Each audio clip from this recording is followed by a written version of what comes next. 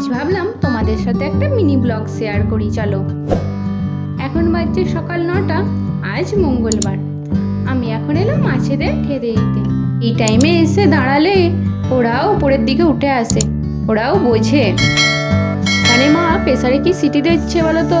তোমরাও ভাবছো কি বানাচ্ছে? দাঁড়াও দাঁড়াও, খুলছে দেখাচ্ছি। মা এখানে সব রকম সবজি সিদ্ধ করছিল।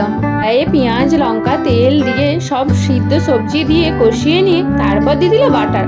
আহা, কি মিষ্টি গন্ধ উঠেছে। অনেক রকম মশলাও দিয়েছিল। দেখি দেখো কি লোভ লাগছে। ওর মধ্যে লেবু চিপে দিয়ে পেঁয়াজ ছড়িয়ে মুখে ভরে দিলাম। আহা, অসম্ভব সুন্দর হয়েছিল কিন্তু খেতে পাও ভাজিটা। এই যে টিয়া পাখির খাঁচাটা দেখছো, এটাই আগের দিন মেলা থেকে কিনেছিলাম। ছোট্ট খাঁচায় দুটি বেশ টিয়া পাখি দেখে বেশ ভালো লাগলো। এখানে বসেছি মাকে একটু হেল্প করতে। আজ মায়ের একটু দেরি হয়ে গেছে রান্না চাপাতে, তো মা বললো সবজিগুলো কেটে দে, তাহলে একটু তাড়াতাড়ি হয় আর কি। তো দেখো আমি এখন সবজিগুলো মায়ের সাথে বক বক করতে করতে কেটে নিচ্ছি।